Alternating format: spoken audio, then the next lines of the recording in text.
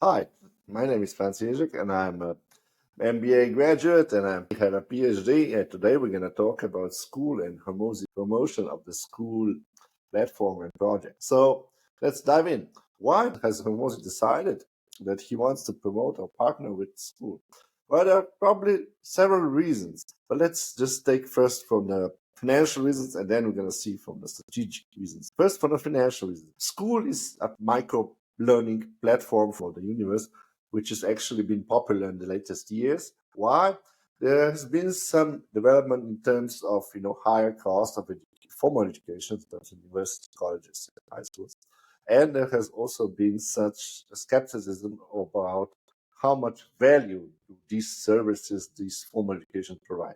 So in rise of these opinions, there has been a rise, of course, of alternative options, so platforms that offer informal soft skills or informal education in terms of something that traditional schools either don't yet provide or have been providing on a really quality. So such as like, for instance, data science. There have been only a couple of options a couple of years ago. So a couple of platforms decided to go really deep and really hard to double down on data scientists, data analysis platforms.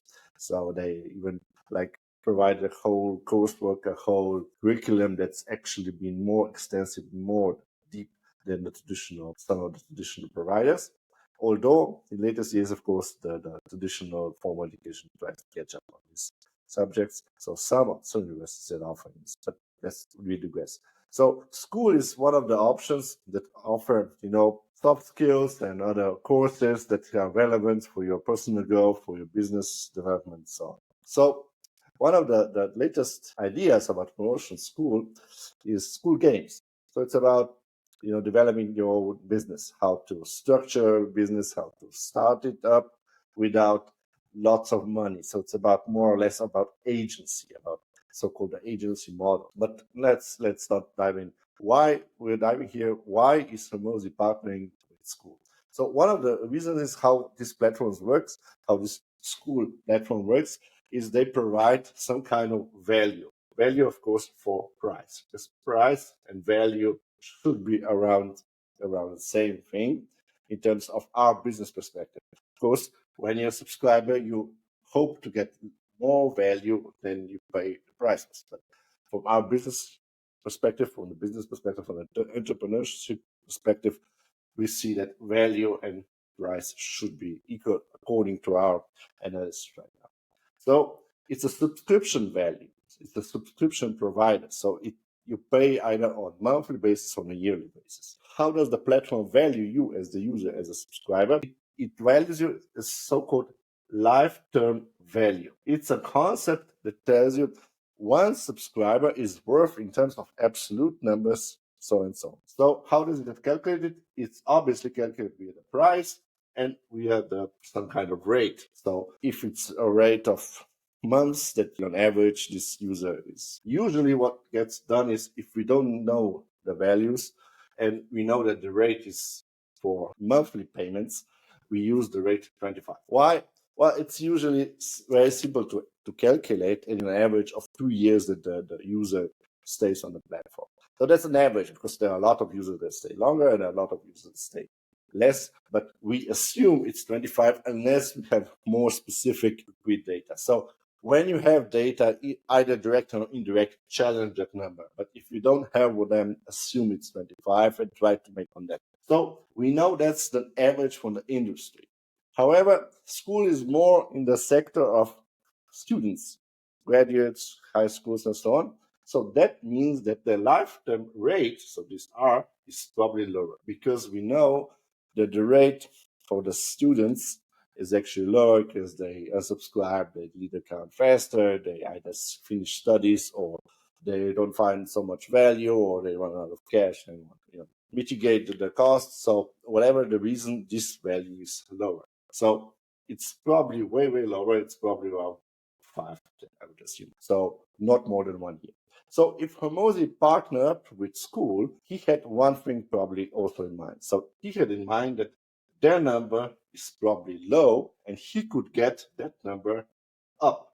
So up to 25 or up to perhaps even 50. that would mean that the lifetime value would increase either, 5 to 50, 10 times, or at least 2 times. And that would gain him a lot of profit because he's in it for the profit. Of course, he's saying, I'm giving you all the knowledge for free. But like he said in all those videos, I choose my words carefully. So he's giving his content for free, but he's not giving for free because he doesn't expect any benefits back to him, or kickbacks or whatever. So he's partnering with Skool probably with an agenda that's not clear, or it's probably on several layers. So one is he's probably maximizing his income, his investment, because he's an investment dude.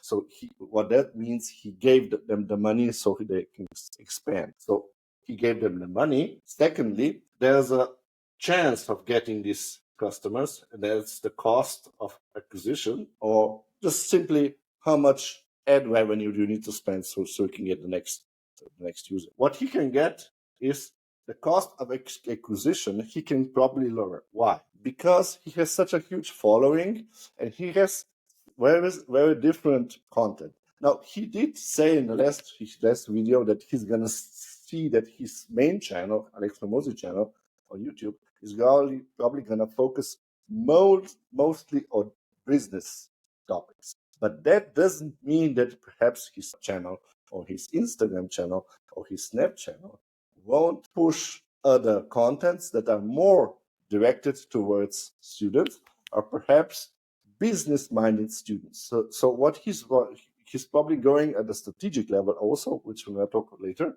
So his unfair advantage is probably that he has a huge following. He can lower the cost of acquisition for Skool quite dramatically, which in turn can rise the profitability of Skool. And the third thing is, which is the strategic advantage for Hormozi, is Skool is, while it being in the sector of students, so mostly younger people, and his primary concern being on the business side. When you get richer in terms of billion, you think about time in decades instead of minutes or months. So what he's probably considering is a funnel. So this time it's not customer funnel, but it's a time funnel. So what that means is, for students who subscribe to Skool Games, they're probably interested in entrepreneurship, business. They're probably interested in building up a business. So from that people who are on the top of the funnel and who start Skool Games with him as the main, persona promoting it, they're probably going to be on a subconscious level infected with his idea that he is the go figure for business education and business analysis. So that means, in terms whoever from the students that take the class makes it in terms of 10 million, $100 million worth of business, is probably gonna be already vetted for his business, for his acquisition.com, to be invested in. And secondly, which is most important, they're gonna like him already because they've watched him already in all these videos. So what that makes him, this funnel makes it a bit less narrow towards the end, which of course means a higher percentage of acquisition.com, which in turns means more money for him because he can take less time persuading them, he can get better deals, and of course his main investment, Skool, also rises in terms of profitability, in terms of estimated capital cash on market. So this is a win-win situation for him. What he has to do, however, is promote the Skool platform, and make content for it to be successful.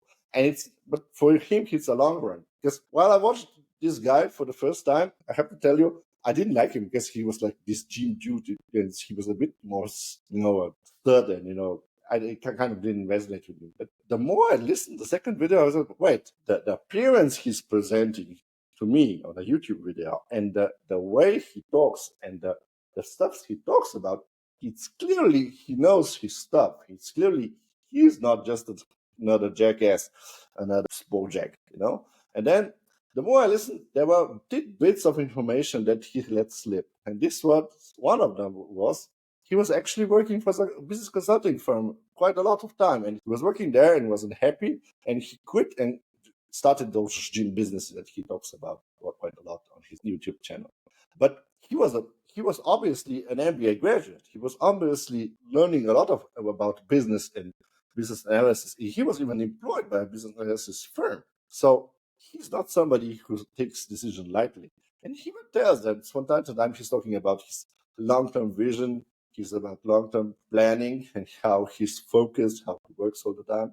So he didn't take this investment lightly, especially because now he put his face behind those guys. So now he's invested personally and financially in it.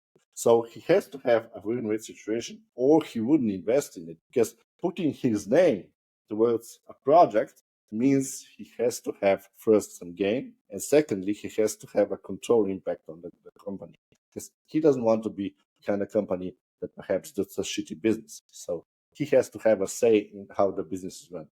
Most probably, the Skool platform is actually one of his investments in acquisition.com, and most probably he's guided them towards this aspect. And probably there are some finances, some details that are probably some different, but in general, I think my calculations are probably correct. He's probably projecting that he's going to do at least 10x on this business, perhaps even more, because he's gone in personally with finances, with cost of acquisition, so with content, and also it serves his long-term goal of getting new clients when they grow, because he's thinking in decades instead of months. So he's thinking when these students of this school graduate or finish this project, if I take 5 of them and invest in those 5, that's going to be a huge asset for me, because he gets more clients that like him. So clients that are searching on the market for investments, and one of the providers is Alex Hormozi's firm, which they already like. So they have an unfair advantage over, let's say, other investment firms. So I think that's a great investment for him. I don't like Skool Games because I find it kind of weird, but I think the whole concept of what he did here is really, really great. So you can check it out if you want, but I think there are perhaps better contents other available. But in terms of a business simulation, business games, some are probably a bit more expensive or hard to understand, and some are perhaps simple to gain some knowledge or insight into a normal business environment. But if you want to try, the best thing I'd probably say is try against $1 Million Weekend, because that's a book that just says you have to just start and you'll fail, because if you start and fail, you learn the most. What Hormozi is saying, if you're a bit more scared, Skool is an excellent way or excellent platform for you to learn in a simulated environment where it doesn't cost you money to fail. Of course, that has its positives and negatives. The positives is, of course, it doesn't cost you money except the school tuition, school price. And the negative is, of course, well, if you don't learn, if it doesn't hurt your wallet or yourself, you're probably not going to learn that hard. But, it's a personal checks and balances, but you scale what you want and what you don't want. So that's it all for me. If you like it, push that like button. And if not, and you feel really horrible about watching my video, tell me in the comment what I did wrong. So bye.